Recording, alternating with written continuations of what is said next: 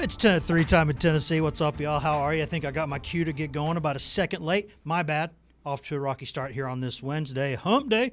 Hope you're doing well. Hope everything in your life is going great. I hope you've got a good start to your holiday season. Bowl games not far away, which is kind of nice. Not as much basketball, obviously, this week. I think Tennessee Lady Vols coach Kim Caldwell is going to talk to the media on Thursday morning. The men still do not play, obviously, for another 6 days when 6th-ranked Louisville comes to town to Food City Center, Thompson Bowling Arena, for a big showdown there. The Vols looking to avoid their streak. But before we do all that, just wanted to say, how are you? Hope you're well. Hope everything in your life is good.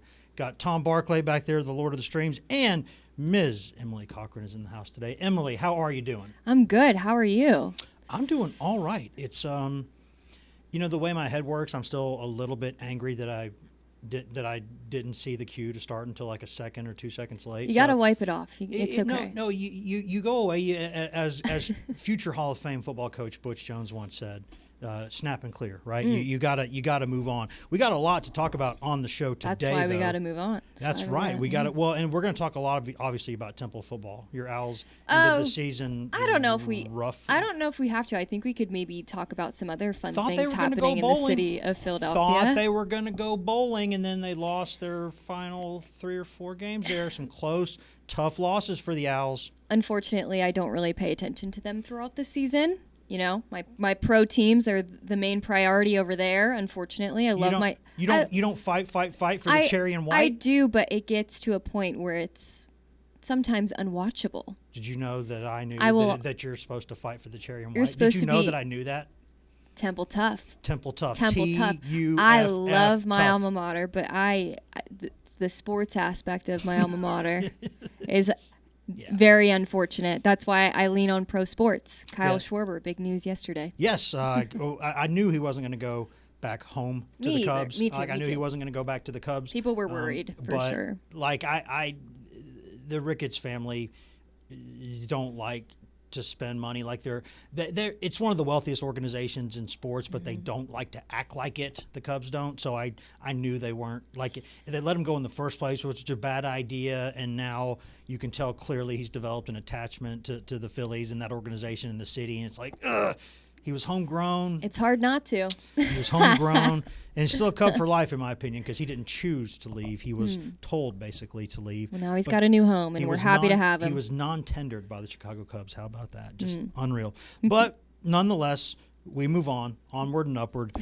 Yesterday, as we were kind of getting out of the show, some of the All-SEC stuff started to come out. The coaches' teams did come out for football, and I didn't think there were any major surprises for who did and didn't make it for Tennessee. But just as a kind of synopsis, Chris Brazel II was the only member of the first team. Second team, Deshaun Bishop, what's up, Carnes High School, and Arion Carter, and Josh Turbyville, what's up, Knoxville Catholic High School. So 2 Knoxville kids there on the second team, all SEC. Turbyville obviously as a kickoff specialist. And then on the third team, Lance Hurd was an offensive lineman who made it. And then 2 DBs, Colton Hood and Ty Redmond. So Tennessee's fill-in players at corner. You go into the offseason, Hood comes in from Colorado. You know he's going to play, but the plan isn't necessarily for him to start or maybe kind of get in there at nickel. Things go the way they go, and he has to jump in there at corner. And he and Ty Redmond had a bit of a tough start to the year as a freshman, and then clicked towards the end. Yeah, well, it's also pretty interesting, too, because you go into the season knowing that your 2 starting corners are out, and you were kind of hoping there were the very limited bright spots there were on defense. I think whenever 2 guys pop into my head, I think it would be those 2 guys. And in terms of, if you want to say, like, snubs, I don't know. I'd have to go back and think if there were really any big snubs. I think the only one that, at least in my mind, I considered more, because you can't, with quarterback you can't, because Aguilar had a nice season, but when you got Pavia, Simpson, and Stockton as the quarterbacks, you can't say that's wrong. That they got those. I mean, honestly, all 3 of those received some sort of votes for the Heisman. They were on some ballots. So I'm not going to sit here and say they got that wrong. They got that right. But I think if there's one maybe that I think should have made it, it was Braylon Staley. Yeah, I mean, you think about his efficiency in SEC play, had a lot of big touchdowns in big moments. I think one against Oklahoma, right? That was I know they one of lost the that plays game, of the but year. one of the plays of the year, of course, and such a good kid off the field too. So you take all those things into consideration. Maybe a potential snub, but when you look at the season Tennessee had as a whole, Yeah, I mean, and the offensive numbers by and large were fine. And I think Staley, as a freshman, 64 catches, 806 yards, 6 touchdowns, not bad. And you look at the games that he had: Arkansas 6 for 109, Kentucky 6 for 105, Bama 10 for 92, Oklahoma 5 for 75, 6 catches against Vandy to end the season. He's gonna, if he's healthy, he's got maybe one more year because he's a redshirt freshman. So I guess he could go to the draft after next season, but we'll see. You never know how people develop physically. Do they stay healthy? What kind of numbers do they put up? But he's got those. He's just got those genes. His dad was an SEC football player, and the stuff that he's doing in the slot position. Like, if you are in a Josh Heupel offense and you're good at the slot position, you're gonna put up big numbers. And I think, depending on what's going on at quarterback, what's going on with the offense next season, all that stuff, are they being protected well? I mean, ask Velus Jones Jr. what you can do with the slot position in this offense. Ask people who have played it for him at Mizzou, Oklahoma. The slot position in this offense gets the ball a lot. Mm-hmm. Joey Aguilar gave all 3 of those receivers a ton of opportunities, talking about Mike Matthews, Chris, and, of course, Braylon. I feel like Chris had the ball a lot this season, too, so I think that first team is definitely warranted for him. Yes, and he's a guy who I think probably almost certainly declares for the draft. Yeah. Now, is there a situation – I could see a situation where he enters for the draft and goes into the portal at the same time, just because that way – and that doesn't mean necessarily that you're leaving Tennessee. That just means that you're declaring for the draft, and if you don't love your draft grade, then you are still – leaving options open to put yourself on the market for either Tennessee to pay you a lot to come back, or somebody else to step in, maybe LSU with all their flush with their Lane money and hype, or just whoever it is. He played at Tulane. He's from Texas. Like, maybe Texas would come into play. Maybe LSU would. I mean, there's a lot of things that you could see there. And honestly, Tennessee fans won't like hearing this, but if I'm representing the kid, I tell him, you declare for the draft, and at the same time you go into the portal, just so you're guaranteed a big payday for next year. For sure. You mentioned draft. That kind of brings up in my mind, for whatever reason, who's going to play in this bowl game? What guys are we going to see? Yes. I mean, Aguilar will play. You think? I don't know why he wouldn't. Yeah. I mean, it's not. I don't know if it's more of going to be like a Heupel decision type of thing, where he alternates guys and tries to give, like, maybe George a few opportunities, a few reps before we get into next season. Are they going to have Faison for this game? I mean, I think they enroll, but I don't think you wouldn't play them just because, that would. You could still redshirt them, obviously, within the rules, I think. But I don't know if you could then redshirt them again next season if for whatever reason he gets hurt. I honestly, off the top of my head, don't know that rule, and I should, so I'll look that up. But I think, my concern with that in this situation, why this one's different from, say, letting Nico play and having Milton step away, that one made all the sense in the world. Because you knew Nico was going to be the guy next season. I don't like... And I've said this many times, I don't like making coaching decisions based out of fear. Like, I think in that's one thing that when Heupel came to Tennessee, one of the things that I liked the most was Tennessee, for years under different coaches, had sort of always operated based on, where am I vulnerable? What can the opponent do to me? Like, that's how they would think at first, was, what can the opponent do to me? Instead of, when Heupel came in, it was, okay, here's what I have. What can I do to opponents? How can I hurt people? Not how can I be hurt? How can I go hurt people? And I think that sort of aggressive mindset as a program is what you need. Like, it's not like you don't worry about what other people do. Obviously, you scout, you do all these things, you self-scout, you analyze. But I like that you do that. But with that said, my concern in this situation would be, what happens if you give the ball to George McIntyre for this bowl game against Illinois, and he throws for 330 yards and 5 touchdowns? what's Faison Brandon going to do? Like, does he think, oh no, and he's like, I might leave now, and okay, that's. But again, I say this: I don't like operating based out of fear. Yeah. But I think in this situation, I'd be like, "Hey, Joey, you want to give it a go and play one more game?" Just or if it's that, hey, that's maybe, an interesting perspective. I didn't think about that. Or you say, "Hey, Merklinger, everybody thinks that you're going to go in the portal, but let's give you a chance to go out there and put some stuff on tape, for sure, and you can go out there and you've been a good help in this program. We want to help you as best we can. Let's give you some reps and let you go out there and see, But then I would have an issue thinking, well, God, what if he throws for 330 yards and 4 touchdowns? Then what are you doing? So I think I'd just play Joey, but that's to be safe. Yeah, I mean, I hate to say it because I don't like. What if it goes the opposite way? What if Jake goes in, throws 3 picks, and Tennessee somehow loses that game? What's the? I don't. To me, the defining moment of this season has nothing to do with what happens in this game. And I'm not saying it doesn't matter, but it kind of, you'd like to end the season ranked, and if you win this game, you'll probably slip back into the polls. That looks good on paper. Yeah. I get that part of it, and it gives you a little bit of a good feeling. But I said right after that Vanderbilt game, and I believe it now, the defining moment for this entire football program, everybody, from the head coach down to the custodians cleaning the building at the end of the day, people changing light bulbs, people adjusting cameras, working cameras for practice. The way that Vanderbilt game ended and the way Vandy just danced on your grave for the final 8 minutes of that game and taunted you in your own stadium, Vanderbilt did that to you.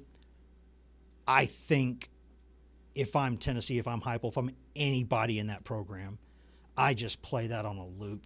All summer in the building, all summer, all winter workouts. I put that on a loop where you remember every second. Yeah, and a win, I guess a win against Illinois wouldn't erase any of that. So yeah, interesting points you make. I mean, but I don't like operating, generally speaking, out of fear. Mm-hmm. I think there are some cases where maybe you're not operating out of fear, but you're operating with considerations in mind. You're operating with, okay, what are the, and quarterback's the place where this is really different. Because if it's a wide receiver in a situation like that who balls out, it's like, fine, there's 2 other spots. Mm-hmm. If it's a corner, hey, there's another corner. If it's a safety, there's another safety. Linebackers, defensive line, you got all kinds of options. You can roll 3 to 5 guys up there, do whatever you want, different formations. Line, scrimmage, fine. Tight end, fine. You can play multiple. Quarterback's a little different because it's your guy. There's one, usually, right? And if you have 2, you have none. Unless you have like a wildcat quarterback or a short yardage specialist, or the way that Florida used Tebow when he was a freshman. That if you have that, then you can have 2. But if you're just, I really do believe that if you have 2, you usually have none. So those guys are different. They're paid different. They're treated differently. They're handled with kid gloves. It's so hard now. You used to, as a program, be able to have like 3 pretty good quarterbacks at a time in your program. A starter, a capable, oftentimes veteran or talented youngster at backup, and then a safety third guy. Like you wouldn't normally have, if you had 2 backups, one would be older, one would be younger, and then you'd have a kid coming in the next season. That used to be how it was. Now they can go anywhere, anytime, and they will, because only one of them is going to play, and they have egos, and they should. And you could tell them they're 1 play away, Emily. You could say you're 1 play away, but yeah, maybe that play happens. Maybe it doesn't. Maybe I'm wasting a year. So it's just hard. They're different. They're different guys, I think. Yeah. But, I mean, that's – I think your point originally is a really, really good one. Who the heck is going to play in this game? Yeah. Like the Heupel, I would imagine, as soon as the season ends, your priority for the next few days is, okay, signing day's 3 days or 4 days away. So let's make sure the hay's in the barn there. Well, the other part of it too is, there's so many young guys on the team, and it's from a fan base perspective. Are they going to want to see what the future looks like a little bit earlier in this bowl game, or are they going to want to try to end this season on a high note with a win? Because from what I've kind of been seeing along social media lines is they want to see what the future of this football program is going to look like. Show us what these young guys can do, and maybe not play it so safe for this. Because at the end of the day, it's a Music City Bowl against Illinois. It is, and I don't like being of two minds on something. I like, you don't want to, you can't hold, you can't hold but two things. You know what I mean? Like you can't half do it. You got to do it one thing, right? And so, but I still believe if there's seniors on this team, this is the 2025 Tennessee football team. And if anybody on that team is a player, a senior who wants to play in that game, I don't think as a coach I could look them in the eye and say you're not playing. Totally. I mean, if like William Wright, for example. Yes, like That's if we want to say these example. things matter. Yeah. But there's Ben Bolton, a lot of positions Ben Bolton, there's other guys like but in the situation with Milton a couple years ago, that was just kind of a, hey, everybody's frustrated. Joe, you want to start getting ready for the draft? We give Nico a chance here. Like, well, that was also the way it was supposed to be lined up. How you were just talking about. Two guys, but we knew that Nico knew in that first year that he wasn't going to play and his reps much. would be valuable. Yes, and he was going to learn a lot from Joe. And then when Joe's gone, you're our guy. Whereas I feel like Tennessee doesn't necessarily have that right now, right? Obviously. Competition. Yeah. With George. You got to earn it. Yeah, yeah. And that's why I think – so I think I really like the way Dillingham, the head coach at Arizona State, handles a lot of this stuff. He says, listen, if you want to go in the portal, that's fine. And you can still play for Arizona State in the bowl game because you are a part of the 2025 Arizona State football team. And – whatever you do in 26, we'll talk about that after this season. If you want to start preparing your options now, go ahead. You're still on this team. Now maybe if you're in the portal and talking to whoever Arizona State's going to play in a bowl game, maybe that's a different story, right? But generally speaking, it's fine. And so I think if we want these games to still mean anything, like, but they don't mean much now. But if we want them to mean anything, I think you got to do right by your players. But I think you can also be honest with some of them and say, hey, you want to go play? I'm going to start you. We're going to play, but we're going 50-50 on these reps. So it's either going to be, half here, half there, or it's going to be alternating series, or it's going to be he comes in on third and longs all game. Then you can kind of get into how do you work this out, right? And I think the other thing I would think about is some young guys, it's good if they go out there early, even if they get their tails kicked, because that might be what motivates them. Oh, this is how I'm supposed to do it. If I'm not prepared, this is what's going to happen to me. Yeah. And they'll get better. Some guys, you put them out there before they're ready, it breaks them. It just breaks them. They just can't handle it. And their career is never the same because that's like a traumatic thing for them, right? That's where you have to know your guys probably. It's probably you treat everybody fairly, but not the same. Like what's good for, you might not be great for him or might not. And so, but I think if a guy wants to play, unless you have a very specific situation like a quarterback, but then it becomes, if guys don't want to play, if you're on the fence, don't show up. Yeah, and I think they have to kind of recognize the difference between a young guy that they know is going to play in upcoming seasons and a young guy who not sure is not really, they aren't sure about. Yeah. Exactly. And some guys you put them out there and be like, let's show you reality and then see if you still want to play Power 4 football. Or if we throw you out here and you see what it is and you're a sophomore and you've only got 2 years left, are you thinking Group of 5 might not be so bad or FCS might not be so bad? And show them the reality and then let them handle that. But I think I want the guys who want to be there, and the guys who don't want to be there or they're not sure, stay away. because for 15 days or 15 practices, a lot of people don't even use 15 practices now, all 15. But if you want to show up, show up. And if you got 1 foot in, 1 foot out, respectfully, we'll help you prepare for the draft. Yeah. You can come in here and use our facilities and work out, but you are not on the Music City Bowl travel squad. You're not going with us there. And so it's always tough. I'm not sure. But what I am also not sure about is I don't think any of us are sure. Maybe Heupel is. Who's going to be Tennessee's next defensive coordinator? That good transition. Remains to, I know, smooth, right? Smooth. What's it Shaggy said? Smooth like a silka. I think if there's a chance that we know much more about the Ryan Walters situation pretty soon, because Washington plays a bowl game in 3 days. Like, their bowl game is like it's early soon, and he's already been asked about What's Tennessee. What's the name of that bowl game? I think it's the I don't remember it.com bowl.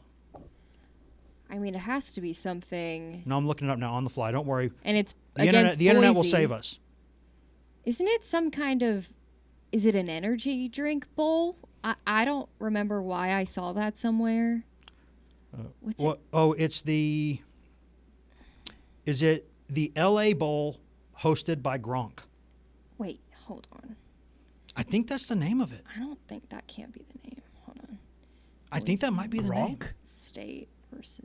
Talking Gronk or Grok? It's the. I think not Gronk. I think Gronk, like Gronkowski. Like Gronkowski. I think it's. Yeah. It's the L.A. Bowl.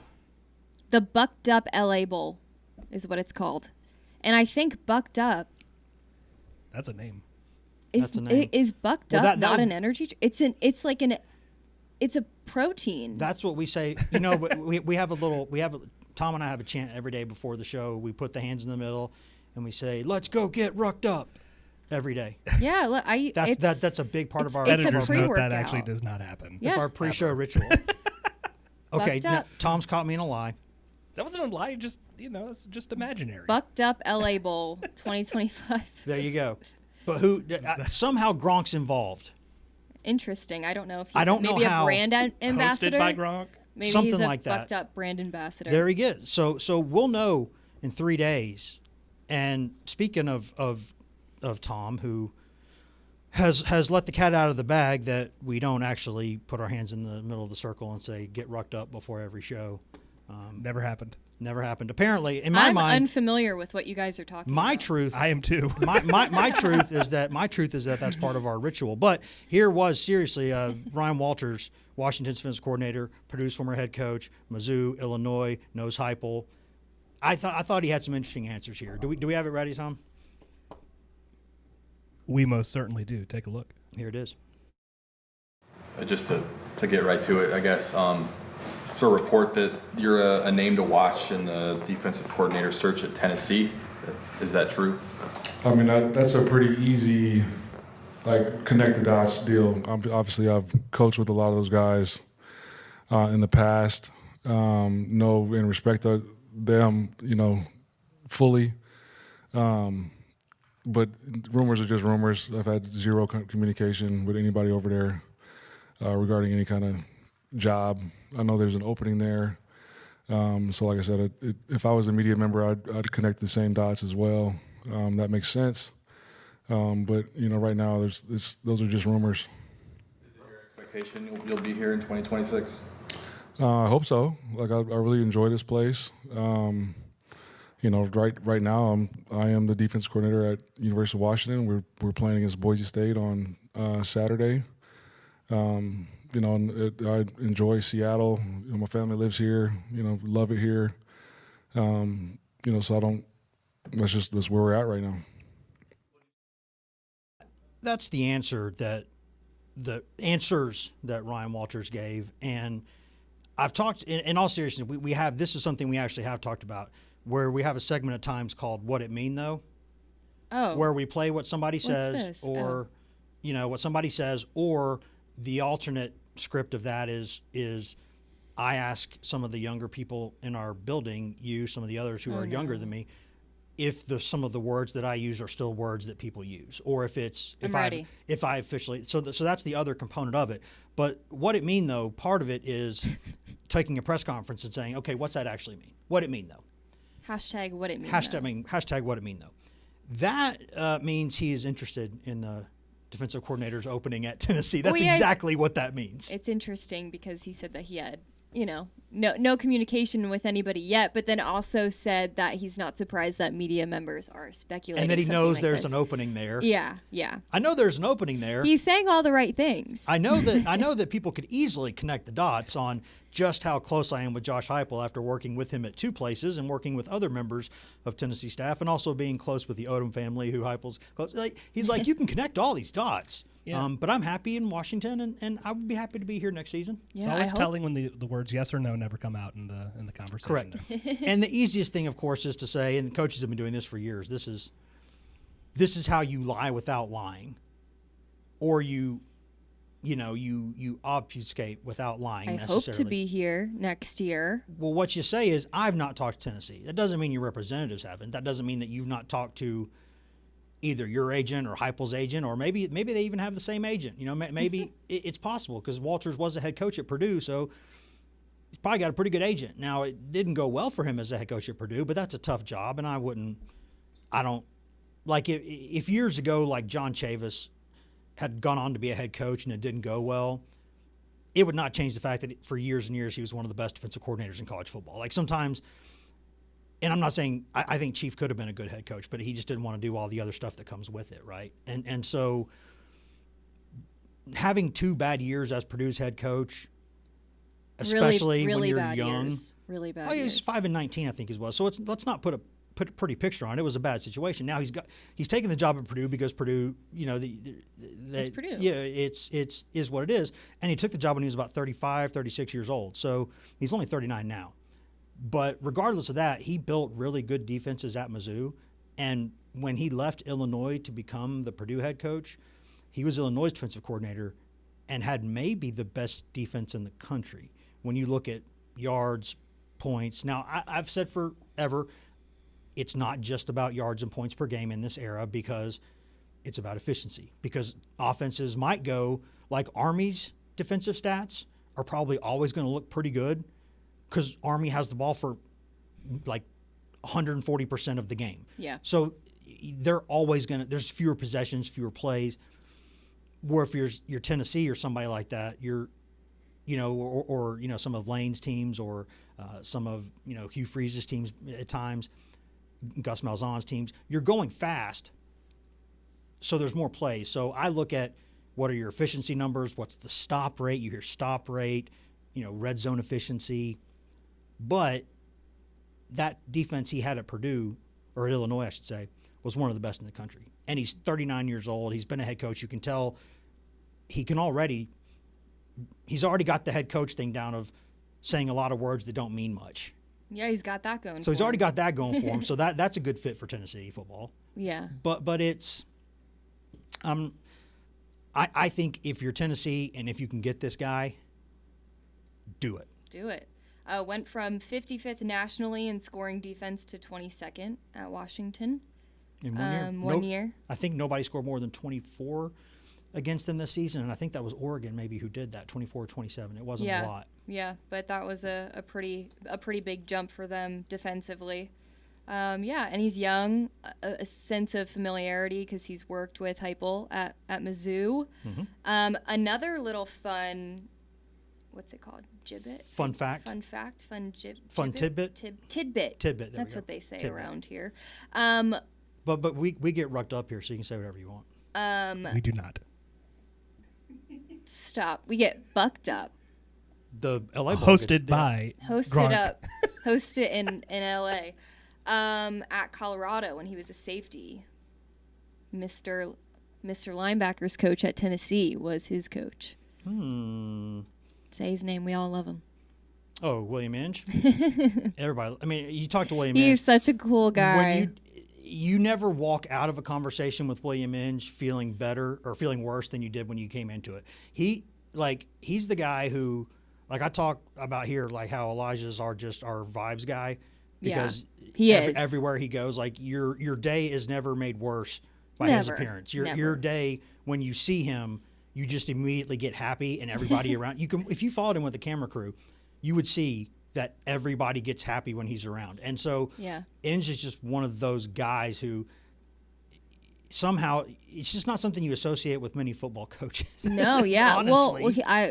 A great example this season, I don't remember which game it was. Actually, I think it was the Georgia game. The media members, some people at VLT and at 6, we were all taking a big media photo. And of course, got a photo bomb from him, and it was great. He was like, "Can I actually be in the photo?" He joined our photo. So we got a photo bomb version, and then we actually got him to take a photo with us. And every time you walk past him, he says hello. You don't get that with every coach, but it is nice to get, some friendly gestures from these guys. And he happens to be a good football coach. His linebackers didn't have a great year, but Arion Carter's injury probably had something to do with that. But it's just, you got to have some of those guys around, and he's one of those guys, and he's just one of those ones that if you're going to get some bad news, he's a football coach. He's yelled at somebody before. He's a football coach. He's cussed at somebody before. He's yelled at them. He's gotten up in their face. I don't know if I've ever seen him yell. But he has to. A football coach who can't yell is not a football coach. Zoom in on him on the sidelines, you'll see it. But he's got like that face that doesn't look like it could get mad. But it might look hilarious when it does. Yeah.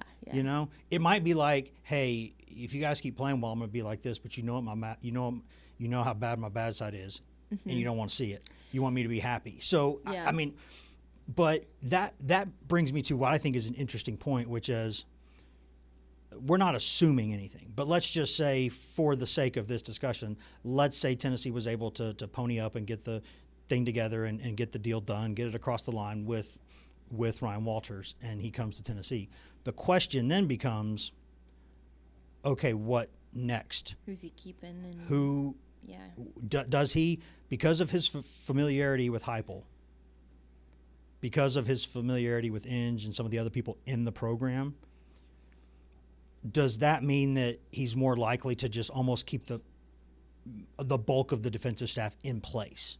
Or does he, for instance, whether it's a D-line guy or a corners, or does he have somebody where he's like, this guy has to come with me? Like, this is my guy. Or does maybe he take some guys who come on as quality control or, assistants to the assistants, guys that there's a billion people you pay in a football program nowadays. So, and the budgets seemingly are endless. But it becomes a question of whoever comes in, is it just that?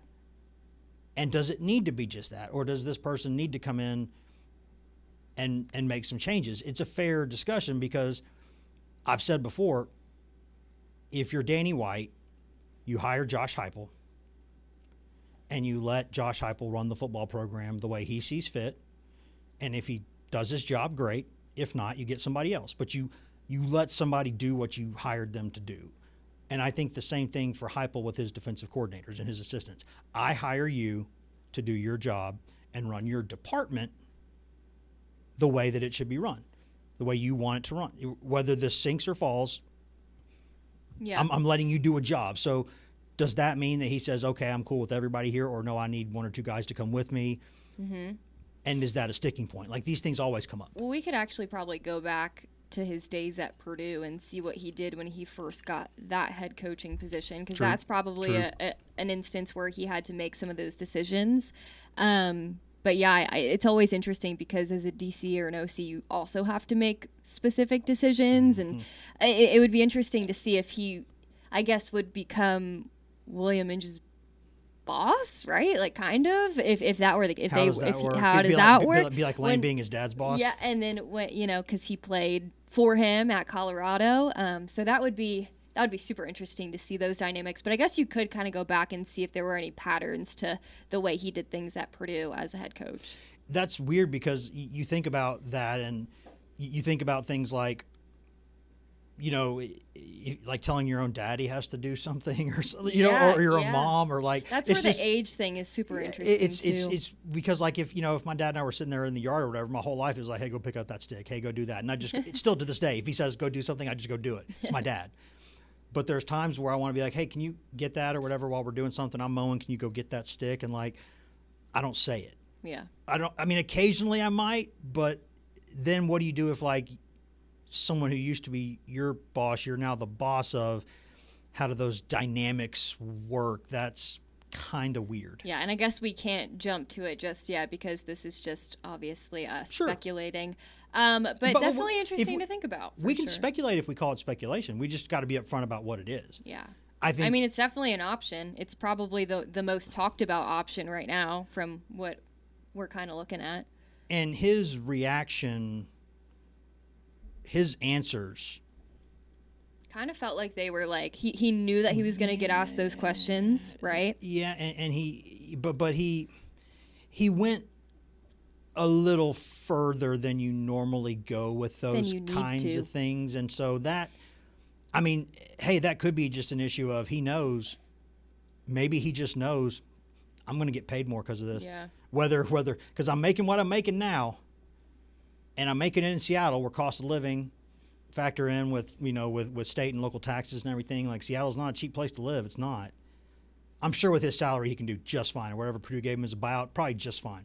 But who says no to a situation where, hey, just my name being mentioned means I'm getting paid more? Who wouldn't? The guy's got a family, I'm sure. Who wouldn't think about that? So, yeah, I mean, I think because of the results that he's has as a defensive coordinator, there are other names out there that would be plenty good. But with Tennessee, if this is the kind of name that's in the picture, this tells a pretty good story about what they're looking for here. To me, that says some of these names that you're being heard, now proof is in the pudding. Something that you say you're going to do does not mean anything until it's something that you do. But it kind of, if Tennessee's fishing in these waters, that to me says that Heupel knows how important this is, how he knows that whatever happens, the defense he puts on the field next season has to be better. Or the offense better be, or the offense has to be intergalactic. I feel like this is probably the biggest hire of his coaching career. Sure. This needs to be. So, yeah, a lot, especially with the defense that they had in 2024. I mean, it's night and day from what they were doing this season. It was, and there were reasons for that. And again, Tim Banks did not go to bed one night after taking a bunch of dumb pills and then woke up the next day and couldn't coach football anymore, right? Yeah, it's not. Yeah, we know that. But things went the way they went. A head goes on a spike. That's the business. He's getting well paid, at least, on his way out the door. And we'll see. He might go be a head coach somewhere now. He's had chances before to go do that. But I think, to your point, this feels like the most important decision that Heupel's made since he's been at Tennessee in terms of hiring somebody. Yeah, I can't not be. It can't not be. Because when you're the head coach and you're an offensive guy, and I know coaches hate this kind of label. They're like, I'm not an offensive guy. I just happened to coach offense before I got here. Like, I can coach defense. Very few people have legitimate experience as a position coach on both sides of the ball. It happens, but doesn't happen often. But as an offensive coach, you know how defenses are trying to attack you. You're not dumb. You know the game. But if you're Heupel, who your defensive coach is, defensive coordinator is going to matter, because there's basically three head coaches in that program. There's Josh Heupel, there's the strength coach, who's the offseason head coach, and then there's the defensive coordinator, who's the defensive head coach. Those are basically three head coaches in a program. Yeah. It's kind of what it feels like. And so that's to me. But before I know you got to go here in just a few minutes, Emily, so I want to end on this before you can get out of here. We haven't had the pleasure of having you here this week yet. Now we have the pleasure today. So thank you. I do want to ask you specifically men's basketball, the 3-game losing streak. Okay. Because Elijah and I have talked about it, and we'll talk more about it because, hey, it's basketball. It's not football. You can get things sorted. You got Yeah. plenty of time. The schedule's Tennessee's comfortably probably going to be in the tournament. It's December. Yeah. But yeah. But the fact is, the next game is a huge opportunity because it's 6th ranked Louisville coming to your building. It's also a chance that you lose a 4th consecutive game, and that's not something that happens very often with Rick Barnes as the coach. Now, the first couple years at Tennessee, you're Yeah, it hasn't you're happened building since- a program, Yeah, yeah. and so that's a little different. And in that era, you didn't have the NIL to just boom, go do it immediately. It still took some time. Yeah. So if that happens, If they lose. what we know what the concern level will be. My God, we live here. We know what it's going to be Well, like. it's already high. But what would the reality be? I don't think people should raise concern. But, like you said, people live here after the 3 straight losses that haven't happened. And in 2 years, we already see a level of concern. But I think people need to remember that it is December. Tennessee's playing some of the toughest teams early in their schedule. They beat Houston 2 weeks ago. And that's funny because that's their last loss. Like, you're like, okay, they're on a three game losing streak, but who did they recently win to? Or beat Houston on a neutral Houston. floor. Win to. I mean, whatever. People know. Yeah, people know. Sometimes we get rucked up. It's just what we do. Bucked up. I don't think losing to Louisville should raise a lot of concern because it is December. They are not even in SEC play yet. I think if you're losing these games in that stretch, then concern can be, people need to be like, okay, what is this team doing? But, we've seen flashes of how Nate Ament can produce. He hasn't really been producing in those losses. He needs to do more. He's skinny. They're beating him up. He's skinny. Yeah, I mean, he's learning, though. These are also basketball season is so long. We're in December. This is a brand new team with a brand new identity that they're trying to figure out. You got to give some of these guys room to grow, not just in any program, but a Rick Barnes run program. Not only do they need to know and need to learn what they need to do on the court, but in practice. I mean, Rick Barnes said it time and time again. They're doing what they need to do in practice. They're playing as hard as they should be in practice, but it's not translating onto the court, and that's where his annoyance is kind of stemming from. So I don't think that a loss to Louisville in a week from today, I guess, should obviously, would it be a great win for them to get and kind of maybe erase those 3 straight losses? Yeah. But at the end of the day, we are in the month of December, and basketball season is long, and you want to win games in January, February, and March. And that is kind of the end-all, be-all at the end of the day, especially with, like I said, a brand new team that's trying to learn their roles and, be put in different situations. And obviously with Cade now being out, what is that going to look like? I mean, they've got a lot of depth in their front court, but at the end of the day, what is the rest of the identity of this team? Because you can't just have Jacoby Gillespie putting up double digits every single game and nobody else really doing their part. I think I agree with that. And I think do you need to step out and go? Because if you need to, I might you need can do to. that if you need to. But if you need to, you can go ahead and you can either hear my rebuttal or you can just walk I'm away going and to hear ignore your me. rebuttal. It's not even a rebuttal. It's just an addendum, I guess. My thought is, yes, if you win this game, then a team that has a win over Houston on a neutral floor and a win over Louisville at home, that could bump you up 1 or 2 full seed lines for the tournament. So it does absolutely matter. And I'm not going to say that it doesn't matter. You don't want losing to become a habit. You don't want losing to become something that becomes tolerable. It needs to be miserable. It needs to be unacceptable. It needs to be, but the end all be all for me is that what would have happened right now, some of the people complaining right now about Tennessee basketball, and hey, think whatever you want, fine. I'm not going to tell anybody how to think except my kid. Anybody else can think whatever they want. But if Tennessee were unbeaten right now or had only 1 loss right now, a lot of the people complaining the loudest now, you know what they would be saying? Who cares? He'll blow it in April. He'll blow it in March. He'll blow it in the tournament because he always does. So if you're going to have that kind of energy, you have to shut up until the end of the season.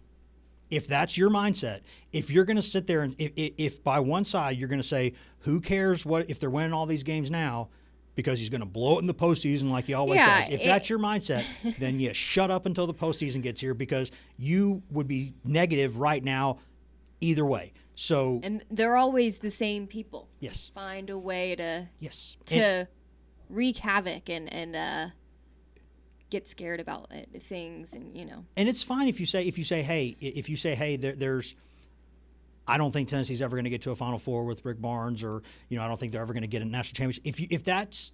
If hey, history might say that you're right. That's fine. You can think whatever you want to think. That's fine. I still think being in the hunt every year is the best way to eventually get one, but it's the safest way I think to maybe get in the picture and get one. But if you don't care about anything that happens in the regular season, you can't suddenly care about what happens in the regular season because you are going to say, I'm not saying anything till the postseason. Okay, that's fine. Well, then let's wait. And everybody says, clean slate when March hits, but at the end of the day, you have to get. Yes, and if you're if you're a 1 seed and you don't get to the Final Four or win a title, or if you're a 7 or 8 seed and you do win a national title, it doesn't matter what the regular season. Which team's going to be happy at the end of the year? Yeah, that's what I'm saying. So if your energy is consistently who cares until the postseason, you can't suddenly care. You can't. That's my stance now. You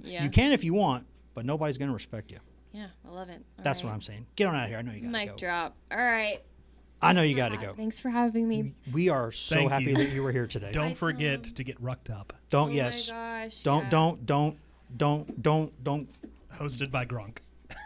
I think I'm gonna watch that bowl game. There you go. There you go. I think we're all going to watch it now because it's I'm like excited for it now. The LA Bowl. Let's go. LA Bowl, Gronk, Tennessee could be in the picture for this guy. Yeah.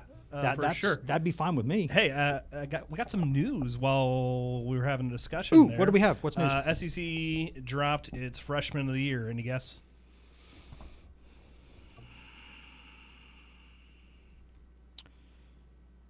Strangely, no, but you're going to say name, and I'm going to feel really dumb in a second. Well, I'll give you another hint. It's a Tennessee player. Braylon Staley? Bingo. There you Let's go. Wait, hold on. There you go. Hey, there you go. he SEC is. Freshman of the Year. Let's go. So maybe you should have had him at least third team All SEC. I don't know, but hey, that's still good. And I tell you, if you've not, you'll get to know this guy. We should have actually, and I hope maybe this week we'll be able to go back and play it. Elijah did a great story on Braylon Staley, talking to his family about Braylon and how he was a drummer as a kid and he could still play the drums. And I was there when Elijah interviewed his brother, and Elijah got a good story about it. If you can we actually know what, we'll drop that in the show notes from today. I'll put that at the end there in the notes, but hopefully we can play snippets of it or something throughout the week. It was a really good story, and that's good news because I think I've talked earlier about how good I think that kid is, what kind of future that he has. And he's just kind of one of those guys that he fits where he is. I remember just, Elijah talking to his brother and his brother saying, I came with him on his visit here and we just kind of felt like this is it. This is the place. We both felt at home here. We got the vibe here. We liked everybody. He's like halfway through the visit, I kind of told my brother, like, this is where you're going to go. And he tried to play it coy, like, I'm not sure. He's like, no, this is where you're going to go. I know you. This is where you're going to go. And he was right. And I think he's a really good player. And I think now that as soon as we're done with this episode today, I'll probably go write that up. If we don't have it on digital already, we'll get it there. We'll get it to you. Hint, I learned about it because I got a push alert from the WBIR app. There you go. So we had the desk on it. Good. Good job, desk. Good job, desk. That's good news for Tennessee. That's good news for him. And, hey, every year you can renegotiate your NIL, right? So, hey, you can't technically have incentives on these contracts, but you know what you can do? renegotiate after you've can leverage. done well. You can leverage that, any accolade you get, honestly. Cuba Gooding Jr., it's show me the money time now. Yep. I'm the SEC Freshman of the Year, show me the money. And Josh Heupel's sitting there like, I will show you the money, but I got to pay other guys too. So welcome to the world that we live in now. You're looking at it like a budget. Unless you're Texas Tech, which went into last offseason saying, let's go buy a contender. Let's just go buy one. And that's what they did. I mean, that's kind of the game right now, ain't it? Well, and they exploited what's at least – they looked at it and said, listen, we think eventually the NCAA might find a way to put restrictions on this, but right now they haven't. Exactly. So what can we do? We're Texas Tech. We are swimming in oil money, but it's hard to get people to Lubbock. But I bet if we pay more than anybody else, I bet they'll come. I bet you they will. And only one program in the country, per Pete Nakos at On3, has a higher paid roster, and that's Texas. And, again, connect the dots there. They got money down there. But Texas Tech shamelessly went out and said, we just give these guys raises. We can go get a really good quarterback. We can go buy a 5-star offensive tackle. We can go get some really good linebackers. We can get people to come to little old Lubbock. Best team money can buy. And no shame about it, which I'm like, hey, I got no problem with that.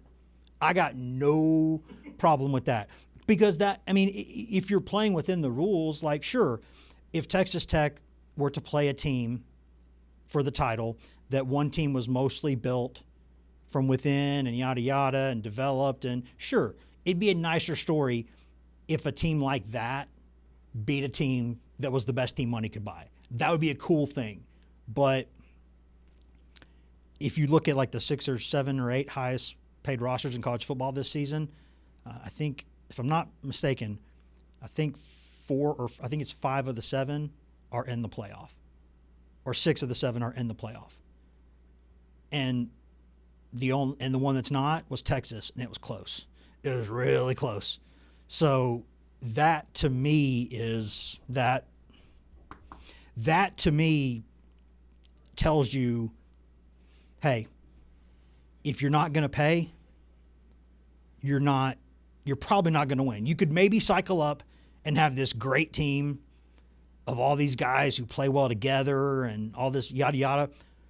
But even in that situation, if you're not at least one of the 15 or 20 highest paid rosters in the country, I don't think you have a chance. Well, think about Tennessee was like 8th or 9th. Think about the narrative or movie that would come out of that if a team that didn't necessarily throw a ton of money into James Madison. NIL, I guess the team themselves aren't throwing the money in. It's the collectives, right? But what's funny is I bet. Yeah, wink, wink. Yeah, I bet if you looked at those. Yeah. I bet if you looked at even like the stories like that are Tulane, James Madison that got into the playoff this year, because they haven't found a way to shut off the group of 5 yet. They'll find a way. They haven't found one yet. But when they do that, I would bet that those are 2 of the highest paid group of 5 NIL rosters. I'm just going to guess that they're up there in terms of that. But before we get out of here today, I do think there are benefits. I've said before when we started the show, I did not care if my name was on it because it wasn't about me. But since my name's on it, I get to end today by saying a happy birthday to my son, who turns 4 years old today. Henry George Rucker, Big Hank, love you. Going to go home tonight, and we're going to have a nice dinner and open your presents, and we'll have a good time. But since it's your birthday, every day, but especially on days like today, I think of the people at East Tennessee Children's Hospital. And the people who, for those of you who know Hank's story, he had some kidney issues. We knew about it when my wife was pregnant with him. Hoped they'd go away. They didn't. And had to have a half dozen surgeries. And 6 times, my wife and I gave to East Tennessee Children's Hospital everything we had, like in terms of our life. We gave you our heart, our soul, our life. And every time you brought them back to us in one piece, and you made them better. And in this holiday season, remember, you could be sitting there, you're in line trying to find the very last Tickle Me Elmo or whatever it is that kids got to have. You're sitting in an airport with a flight delayed 3 times, and Then you get on a flight next to somebody who's big and sweaty and smelly and you just can't handle it. You know, you're sitting there stuck in traffic. Try to imagine that the person next to you is one of the people who work at like a children's hospital. And the people that are there, they're heroes who walk among us.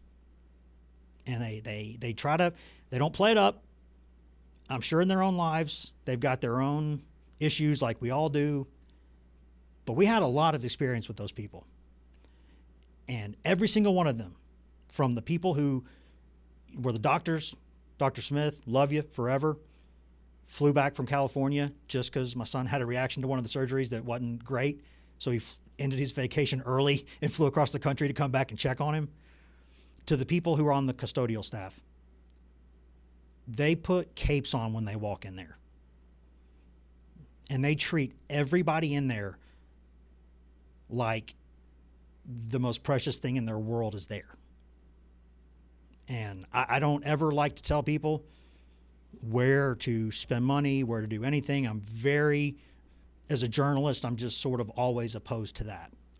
I don't like doing it. Now we're going to have sponsors for the show and all these things. So, but if you got a couple extra pennies laying around or just some time, go volunteer. They take movies around to the kids. They do magic shows for them. I am fighting it hard right now not to cry, and I'm not going to do it. But in this holiday season, just remember that the people around you could be heroes, like the heroes who have taken care of our kid so many times, and he has both of his kidneys. One of them's not very good, but he's got two of them. One of them's not good, but it's just good enough to keep. They saved it. They didn't think they were going to be able to, and they did because they're miracle workers. And every day I'm thankful for them, but especially on days like his birthday. So thank you to people, the heroes like you, who walk and live among us and don't get nearly enough credit for everything that you do. Thank you, and I hope you especially have a happy holiday season and a Merry Christmas and all those things. And I hope that we all do.